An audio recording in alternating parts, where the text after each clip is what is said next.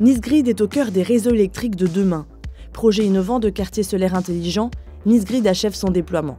Fin octobre 2014, 80% du matériel est installé sur le réseau électrique d'ERDF et chez les clients d'EDF Commerce. Du côté des clients industriels, 7 clients jouent le jeu depuis 2013. D'autres entreprises ont été recrutées à l'été 2014, une en télépilotage et 3 entreprises de taille plus modeste en pilotage manuel. Les entreprises de carrosses se sont engagées à s'effacer sur des sollicitations de la part de Nisgrid en hiver et en été.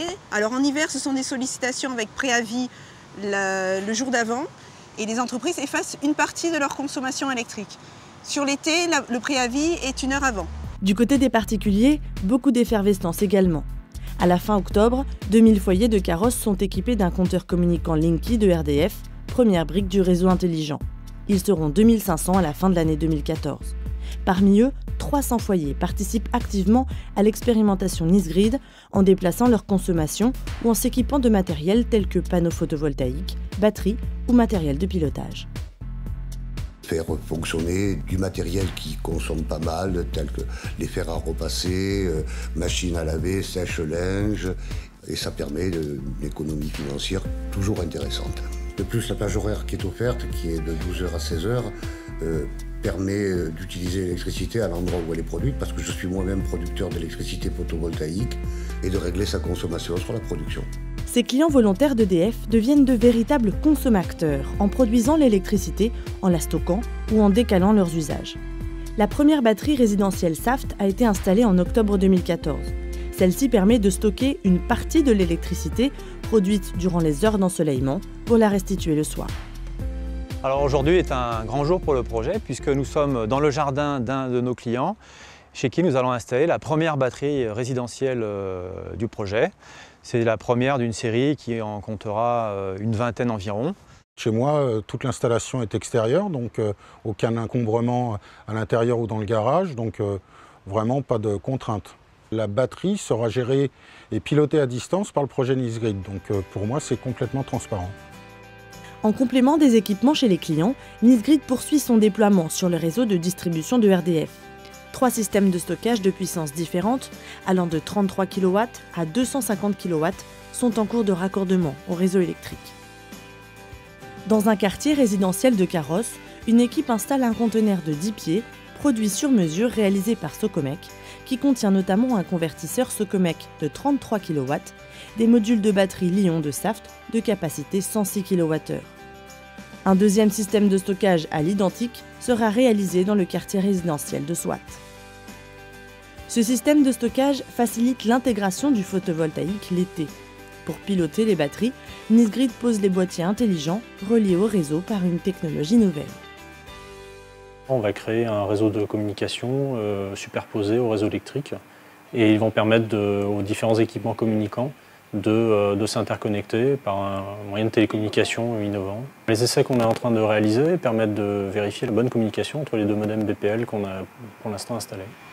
Nous, en tant qu'exploitants de réseau électrique, on est plus habitués à travailler sur des courants forts. Et là, cette expérimentation, ça nous fait travailler sur des courants faibles, une nouvelle technologie, un projet d'avenir qui nous associe aussi à du courant porteur en ligne, où on n'est pas du tout habitué à ce genre de fréquence et à ce genre de tension. Donc ça nous permet de nous investir dans un autre milieu, dans un autre domaine et de nous ouvrir à d'autres perspectives pour intégrer demain le réseau du futur dans nos exploitations. Dans le quartier tertiaire de la première rue, on prépare l'installation du système de stockage de 250 kW qui va tester l'îlotage. L'îlotage en Nisgrid, c'est la déconnexion temporaire du quartier de la première rue du réseau principal et son alimentation uniquement au moyen de centrales photovoltaïques et d'un ensemble de stockage. C'est aussi dans ce poste qu'a été installé en juin de cette année la première brique de l'îlotage, le disjoncteur d'îlotage. Ce disjoncteur d'îlotage permet de déconnecter le quartier du réseau principal. Au poste source de carrosses, point de transition entre le réseau de distribution et le réseau de transport d'électricité, un autre niveau de stockage est en place depuis janvier 2014. Ce système de stockage est capable de fournir 1 MW de puissance pendant 30 minutes, soit l'équivalent de 500 foyers, lors des pics de forte consommation l'hiver. L'enjeu principal est de venir écrêter les pointes d'appel de puissance pendant l'hiver. Pour optimiser les flux d'électricité sur la ville de Carrosse, un logiciel spécifique développé par Alstom est opérationnel depuis mars 2014. Il s'agit du NEM, Network Energy Manager, intelligence du projet. Pour réaliser ces calculs, le NEM a besoin de prévisions de production solaire. C'est Armin qui s'en charge. Armin, avec le centre Percé de Mines ParisTech, développe des solutions avancées de prédiction de la production électrique des systèmes photovoltaïques. Armin développe aussi des méthodes de gestion d'un réseau de distribution et notamment le NBA, qui est le gestionnaire des batteries réseau qui prépare les flexibilités pour le NEM. Il prend en compte les incertitudes liées à la production renouvelable. Ces prévisions de production photovoltaïque sont utiles au NEM, qui les compare avec les besoins en électricité. Puis le NEM identifie les décalages et les contraintes sur le réseau électrique. Il agit ensuite sur plusieurs leviers pour optimiser les flux d'électricité en fonction de l'heure de la journée. La deuxième vague d'expérimentation hiver sera lancée le 1er décembre, en attendant celle d'été, prévue le 1er mai 2015. Ces nouvelles expérimentations enrichiront les résultats et apporteront des réponses concrètes pour amorcer l'étape d'industrialisation des réseaux du futur.